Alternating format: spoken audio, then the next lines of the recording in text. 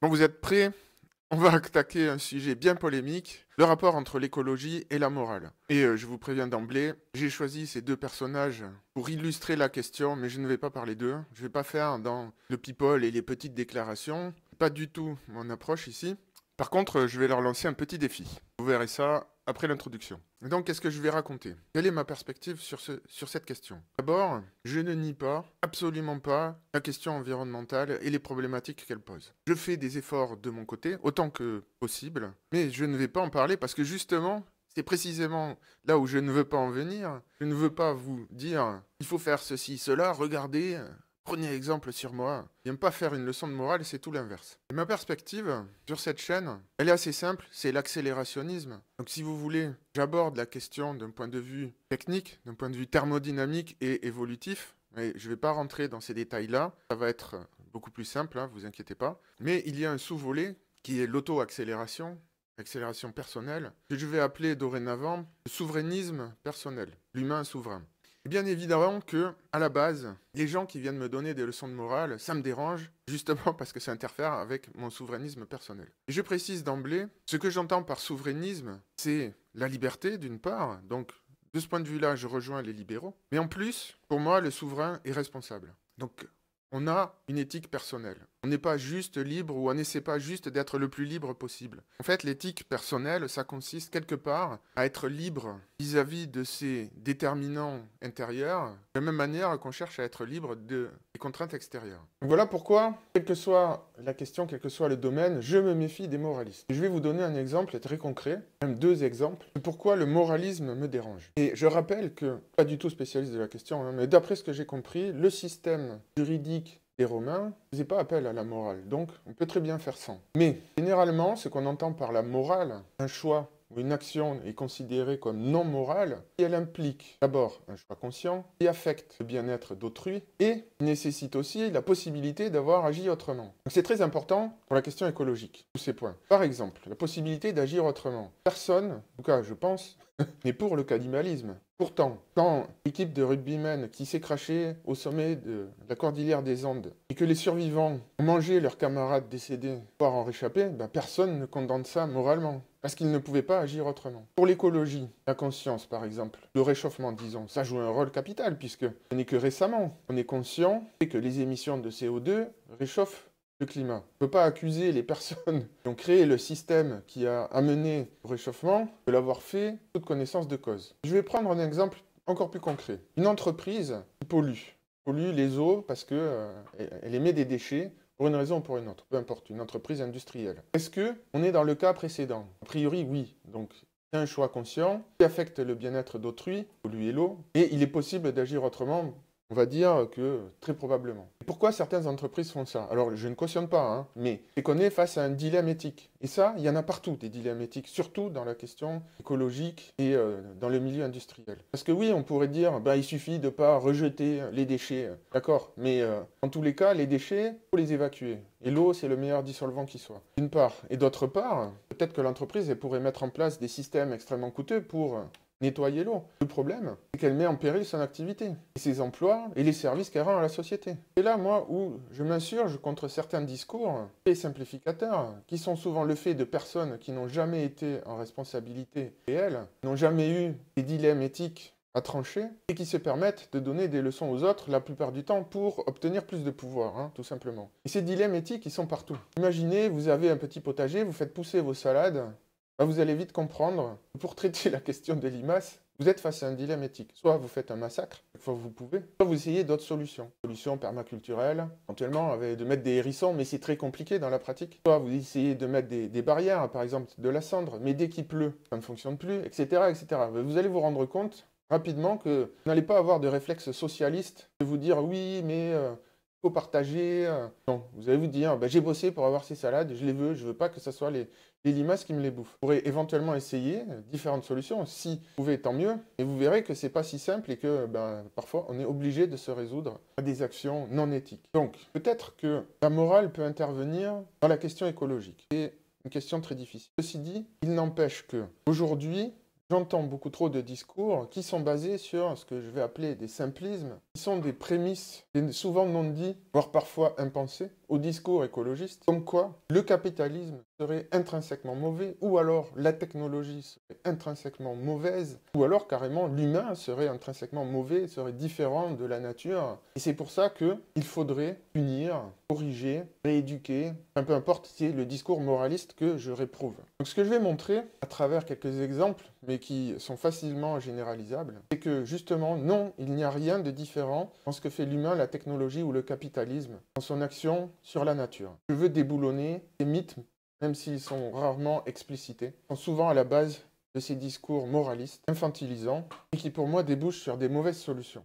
Alors ma thèse, très rapidement, elle est simple, en fait. C'est que la nature n'est pas un parc d'attractions. Les gens ont une image faussée de la nature parce que déjà certains ne la connaissent pas, ils ont vécu que en ville, ils n'ont connu que le béton toute leur vie. Et après, l'Europe, dans son ensemble, c'est une nature domestiquée. La nature sauvage, il n'y en a quasiment plus. Des forêts primaires, ça n'existe pratiquement plus en Europe. Alors comment je vais convaincre Sandrine Rousseau d'après vous? Je vais vous présenter des arguments, mais en fait, son approche morale n'est pas rationnelle, donc aucun argument ne fonctionnera. Non. Moi, ce que je lui propose à Sandrine Rousseau, c'est très simple. C'est d'aller se balader dans une nature sauvage, le plus sauvage possible, par exemple une réserve de chasse où il y a encore des sangliers, la nuit, sans lumière, comme un animal le ferait. Elle peut même prendre son homme déconstruit avec elle si elle veut. Et je vous garantis que ça va lui remettre les idées en place. Et là, après, on peut parler d'écologie. Vous verrez à la fin que finalement, ma thèse, ou ma solution que je propose bien modestement, rejoint celle d'Émeric Caron, quelque part. Vous allez voir pourquoi. Et allons-y maintenant pour les arguments. Je précise, c'est juste une perspective que je vous propose pour enrichir la vôtre sur la question de l'écologie. Après, vous en faites ce que vous voulez.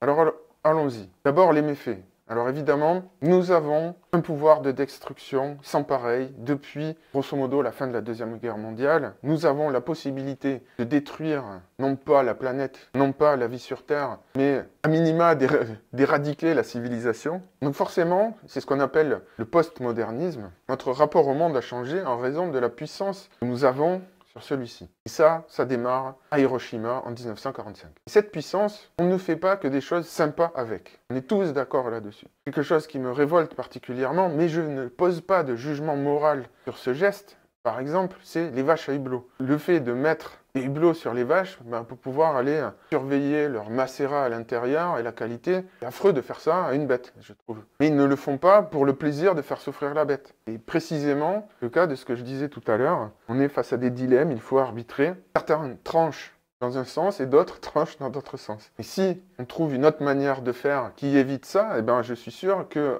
ces personnes-là n'utiliseront plus ces techniques-là. Mais bon, bref, donc je ne vais pas le redire à chaque fois. C'est juste un rappel de tout ce qu'on fait qui est terrible, je trouve, et que je n'approuve pas personnellement. Voilà, les poulets en batterie, d'autant plus qu'on est obligé de leur couper les becs pour pas qu'ils s'entretuent parce qu'ils vivent dans des conditions tellement difficiles. Autre cas, les sables bitumineux au Canada, où on dévaste des régions entières, on détruit des écosystèmes entiers, des forêts entières pour récupérer du pétrole pour faire tourner les voitures. On continue, les marées noires, évidemment, bon ça c'est pas fait exprès, mais ça fait partie des dégradations à grande ampleur qu'on peut commettre sur la nature. Autre cas, les continents de plastique, il y en a plusieurs. La pollution d'une manière générale. Et les deux gros problèmes qui sont à échelle globale. Donc, la première chose, c'est la perte de biodiversité. Le fait que nous sommes potentiellement dans la 6e extinction massive, je vais en reparler. Et bien sûr, le réchauffement climatique qui, lui, s'il s'emballe, peut nous amener dans le pire des scénarios. Attention, je ne dis pas que c'est vers ça qu'on va. Aujourd'hui, personne ne le sait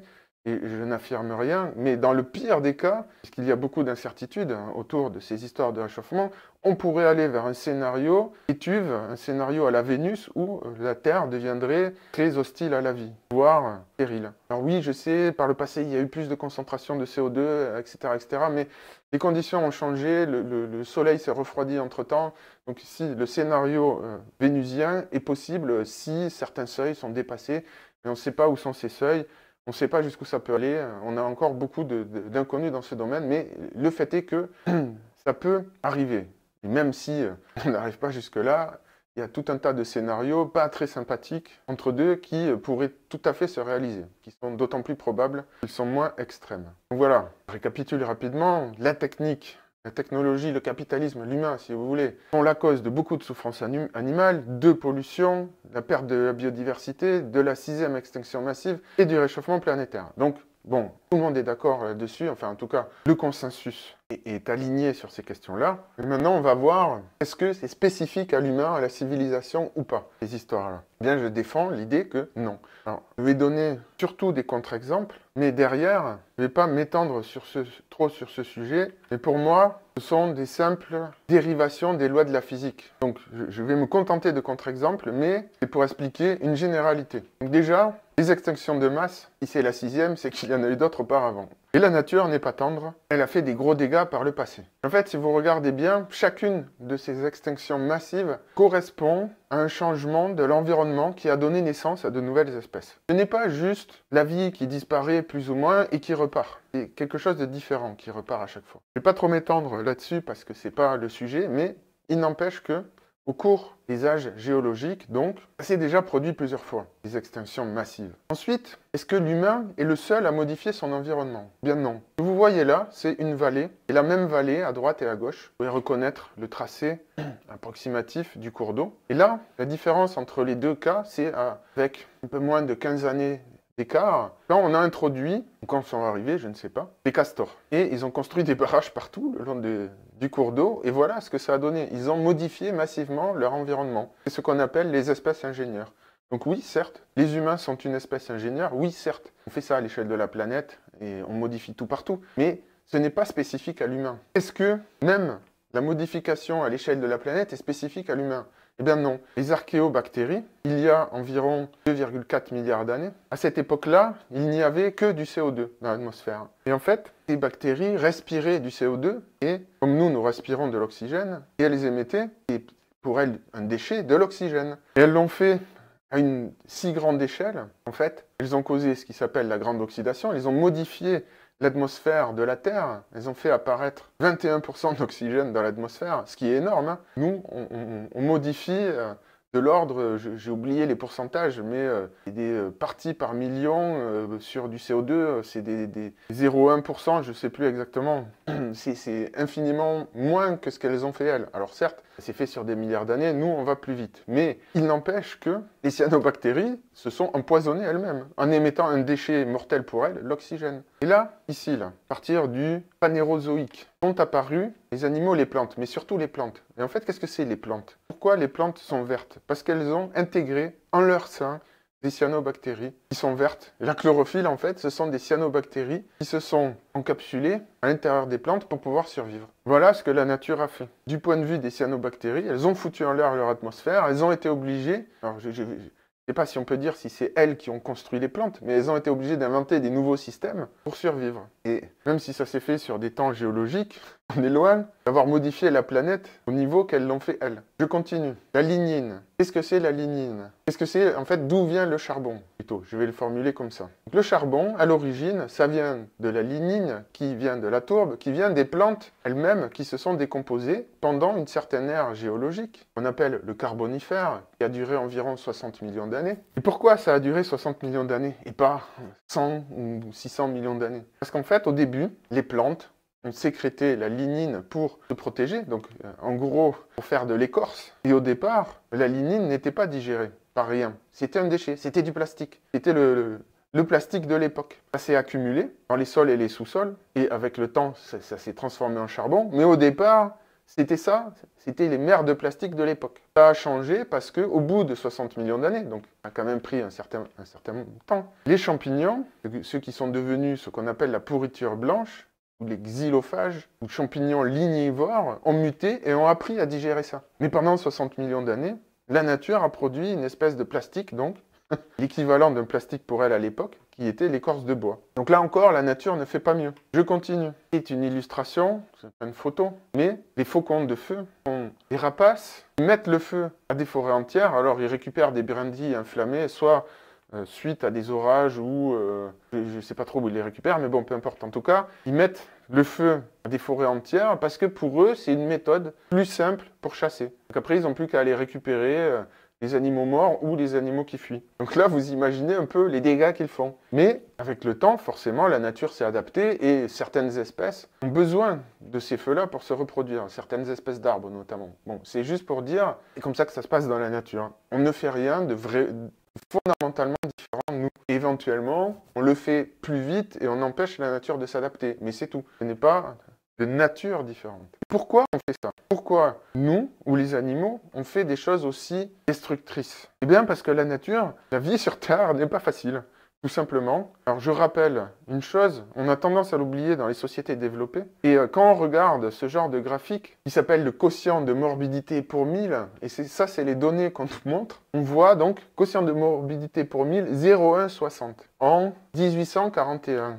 Mais en vrai, de manière plus tangible, qu'est-ce que ça signifie cette courbe? Ça veut dire que en 1800, j'arrondis, hein, je simplifie, un enfant sur deux, et les humains, pauvres ou riches, tout le monde était logé à la même enseigne à l'époque, n'arrivait pas à l'âge adulte. Ça veut dire que vous faisiez dans votre famille 2 enfants, il y en a un en moyenne qui allait périr avant de pouvoir se reproduire lui-même à son tour. C'est ça que ça signifie. Et c'est pour ça qu'on a construit ce système capitaliste. Et pour avoir la prospérité, pour avoir des hôpitaux, des systèmes d'égouts, de la nourriture en abondance et qui se conserve. Des maisons dans lesquelles on ne meurt pas de froid l'hiver. Si tous les pays se convertissent progressivement au capitalisme, c'est pour cette raison-là.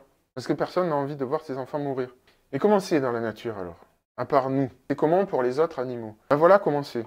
Regardez par exemple, il n'y a pas beaucoup de données sur le taux de survie des animaux dans la nature. Il y en a quelques-uns, mais ce que je vous montre là n'est pas une exception. Pour 3000 œufs pondus par un saumon, il y en a 300, donc un dixième, qui deviennent des alevins, qui commencent à se lancer dans la vie. Et là, il y en a 50 qui survivent pour devenir des petits poissons. Il y en a 4 qui deviennent adultes. Et enfin, il y en a 2 qui arrivent à se reproduire sur les 3000 de départ. Et pourquoi c'est comme ça? Et pourquoi c'est la norme, plus ou moins, dans le vivant, cette histoire-là? Parce qu'en fait, tous les animaux ont des proies pour d'autres animaux, en règle générale, à part les quelques super prédateurs qui sont au sommet de la chaîne trophique. Mais grosso modo, et qui doivent affronter d'autres formes d'adversité. Mais grosso modo, quand vous naissez, vous êtes à une période particulièrement fragile où il y a beaucoup de pertes parce que en fait, vous êtes de la nourriture pour d'autres animaux. C'est difficile de protéger tous vos œufs pour les parents. Et ensuite, il y a la période de sortie de l'adolescence, de sortie de l'enfance. Quand vous devenez un adolescent, que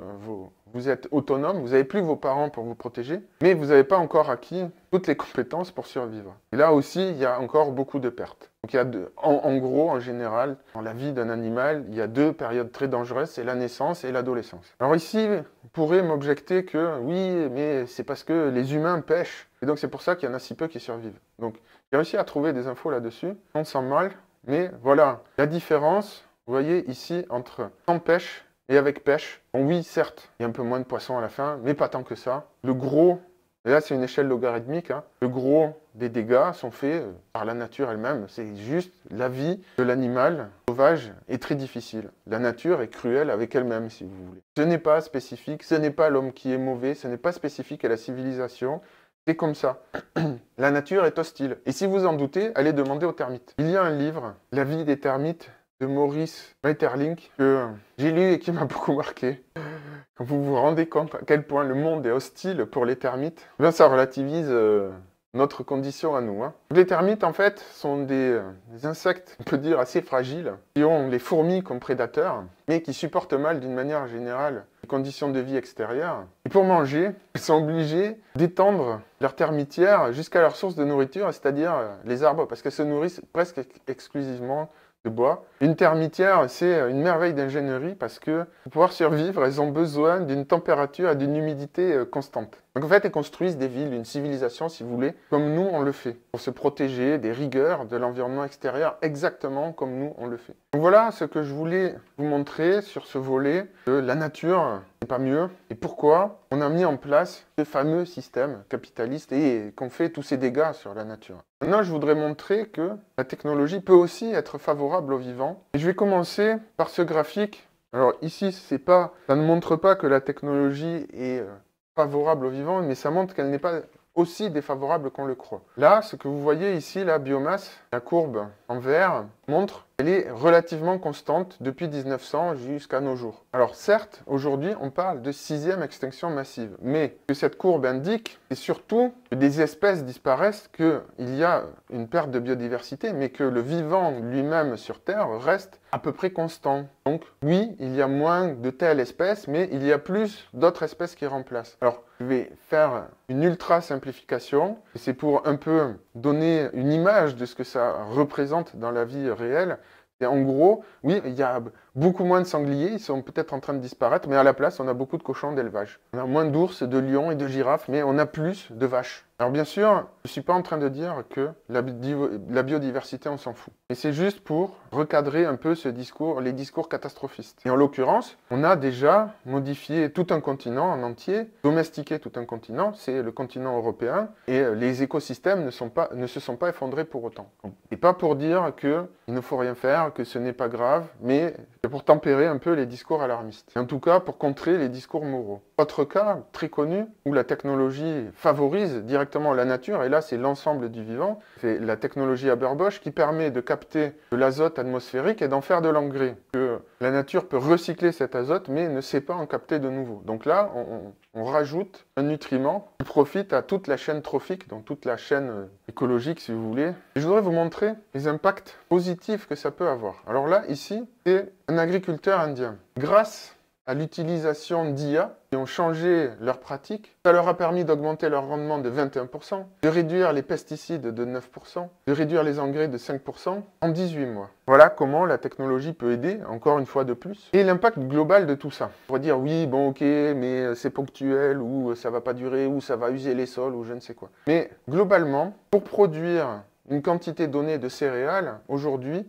on a besoin de 3 fois moins de terres arables qu'avant. Alors on pourrait rétorquer, ouais, c'est bien joli, mais on a beaucoup plus de monde à nourrir. Ok. Donc là, ce qu'on voit, c'est que pour nourrir une personne, incluant donc l'agriculture et l'élevage, on a besoin de beaucoup moins de terres qu'auparavant. Et globalement, ce qu'on observe, alors c'est récent, certes, mais c'est que depuis en 2000 environ, mais c'est quand même bien net comme tendance, on augmente la production, donc ici en orange, la production globale, mais on diminue notre usage de la terre. Et ça, c'est grâce à tous ces progrès technologiques qu'on peut faire ça. Et l'impact concret que ça a, c'est que la vie sauvage fait son retour en Europe. Alors, c'est pas encore à l'échelle de la planète, mais c'est déjà une très très bonne nouvelle, je trouve. Donc tout n'est pas noir dans le tableau, loin s'en faut. Alors, autre cas, où la technologie est favorable à la préservation de l'environnement, c'est le nucléaire. Contrairement au discours absurde des écologistes, le nucléaire est sûr, ou en tout cas, il peut être sûr. Évidemment, il y a eu quelques accidents, mais à part la catastrophe absolue de Tchernobyl, qui a failli être un drame incroyable, et le reste, même à Fukushima, n'ont pas fait énormément de dégâts. Et toujours est-il que, en termes d'émissions de CO2, c'est une des meilleures énergies dont on dispose. On ne peut pas s'en passer à l'heure actuelle, étant donné les problèmes de réchauffement. Et c'est une technologie qui continue de progresser et de s'améliorer. Autre cas où l'intervention bénéfique de la technologie, alors je laisse de côté justement les questions morales de savoir est-ce que prendre l'avion est amoral étant donné la situation actuelle parce que c'est le reflet d'inégalité, parce que ça émet trop de CO2 et qu'il y a d'autres alternatives. Et là, aujourd'hui, ce qu'on peut faire, ça a été mis en place par Google en utilisant des IA pour modifier uniquement l'altitude à laquelle volent les avions. Ce que ça permet de faire, c'est en choisissant les bonnes couches de l'atmosphère, de générer ou non des traînées de condensation, sachant que ces traînées, si elles sont faites, je simplifie, la nuit, si elles ne sont pas faites la nuit, ça évite de capturer la chaleur sur Terre, donc il y a un peu plus d'émissions de chaleur qui vont dans l'espace, et si elles sont faites le jour, ça reflète la chaleur du soleil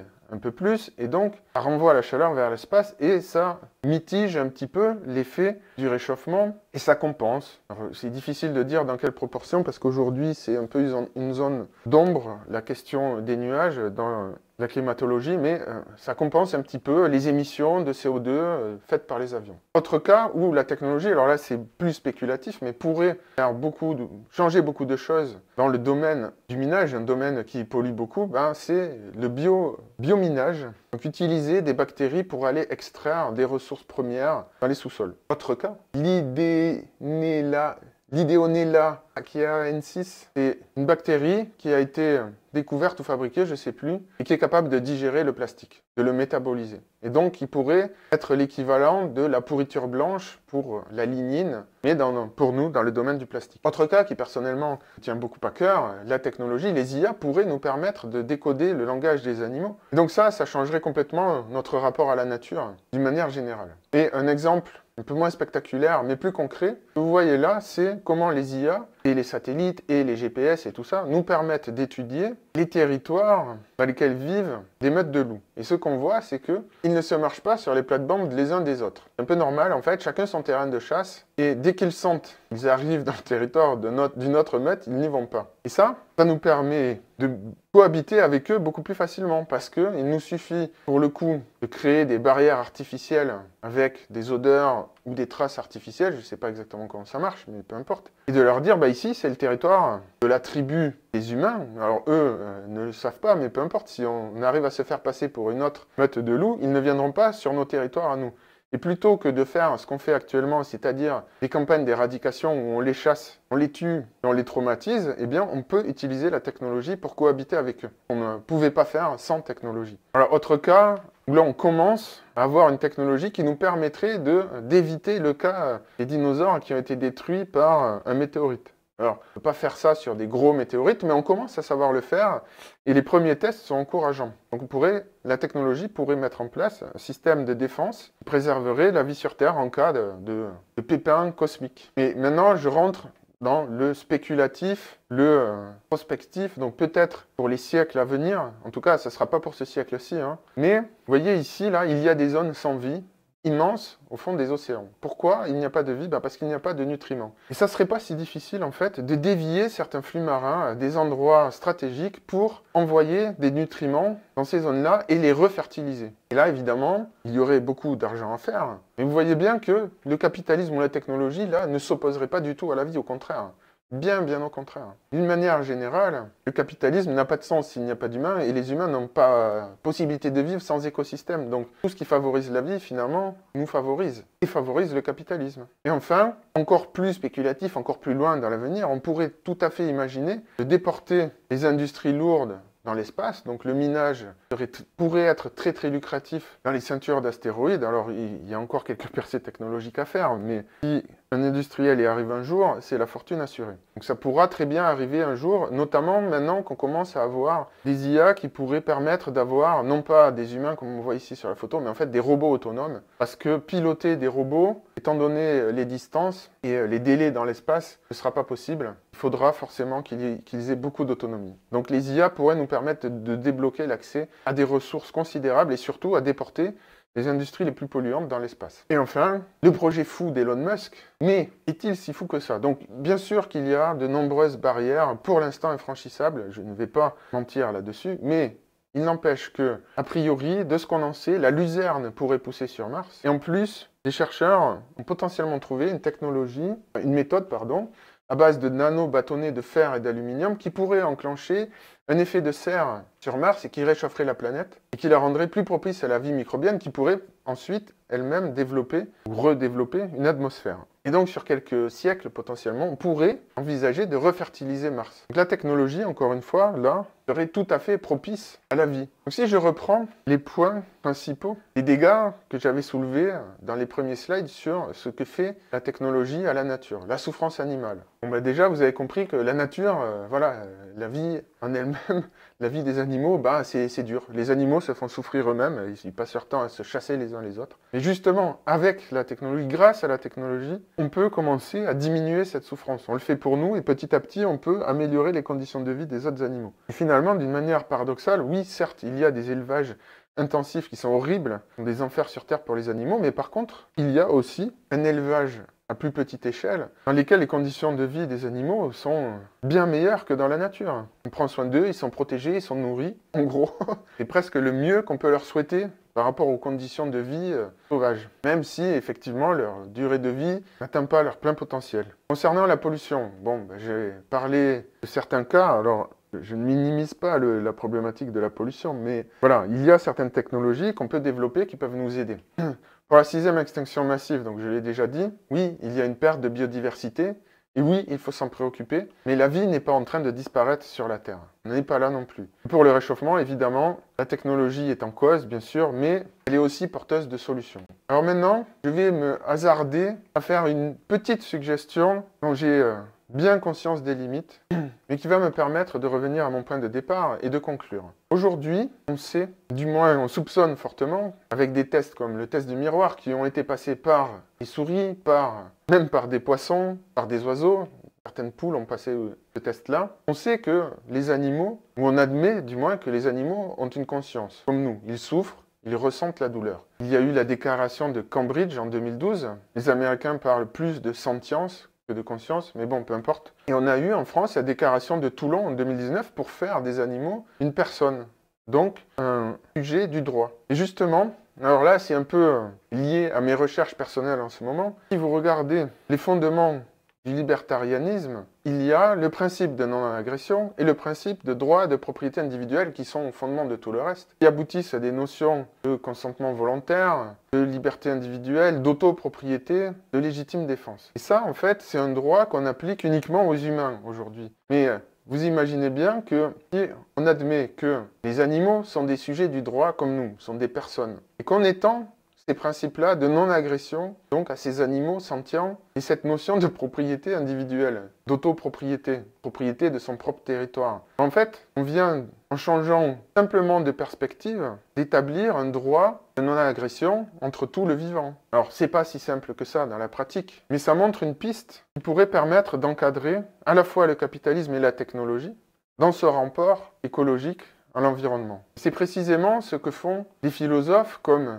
Sue Donaldson et Will Kymlicka qui ont écrit Zoopolis, une théorie politique du droit des animaux qui sort justement des simplismes moralistes qu'on va retrouver dans les théories précédentes des droits des animaux ou chez les antispécistes qui aboutissent à des conclusions absurdes. Et là, cette approche, dans ce livre, moi, j'ai été vraiment très agréablement surpris. J'ai trouvé que c'était une approche mature, même s'il y a des choses critiquables dedans. Mais en tout cas, ça va dans le bon sens. Donc, je reviens à mon point de départ. Pourquoi, d'après moi, il faut se méfier des moralistes dans la question de l'écologie? Alors déjà, à la base, je n'aime pas, je n'apprécie pas les gens qui viennent me faire des leçons de morale. Déjà, ma démarche personnelle, c'est le souverainisme. Donc le souverainisme personnel, je ne parle pas de souverainisme au niveau national ou international ou autre. En fait, pour moi, ça n'a pas de sens tant que les gens ne sont pas souverains au niveau personnel. Le reste est juste absurde. La différence entre un souverainiste, donc je précise bien au niveau personnel, et un libéral, c'est que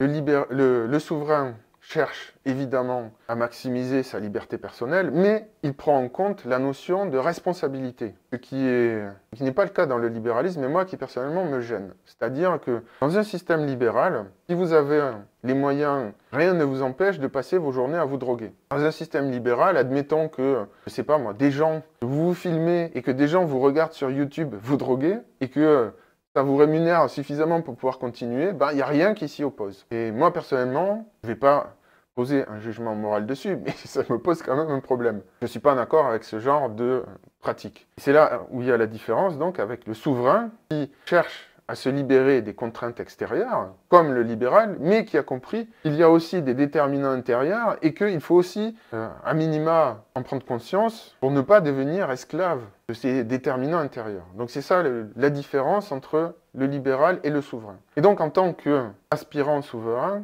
je n'aime pas qu'on vienne me faire la morale. Donc immédiatement, viscéral, il y a des voyants rouges qui s'allument quand certaines personnes commencent à tenir des discours écologistes empreints de moralisme. C'est pour ça que je voulais faire cette vidéo, c'est pour montrer que les choses ne sont pas si simples. Et si vous voulez aller plus loin, donc déjà, lisez La vie des termites pour relativiser un peu les choses. Lisez Zoopolis, c'est vraiment un livre qui va vous plonger dans l'univers du droit, mais d'une manière qui vous fasse grandir. Et ensuite, si vous voulez vous intéresser à l'écologie sans qu'on vous fasse des leçons de morale, il y a cette chaîne, Écologie rationnelle, que j'aime beaucoup, où il aborde la question du point de vue technique, qu'est-ce qu'on peut faire, qu'est-ce qu'on ne peut pas faire, qui chiffre les choses et qui essaie de trouver des solutions. Parce que oui, en fait, si vous voulez, les dilemmes moraux auxquels on fait face dans le domaine de l'écologie peuvent s'effacer si on apporte des solutions techniques. Donc plus on va vers la technique, moins on a besoin de la morale pour compenser. C'est un peu ça le fond de ma thèse. Donc peut-être qu'on aura quand même besoin de morale à la fin, on ne pourra pas tout solutionner. C'est vrai que chaque avancée technique peut être détournée,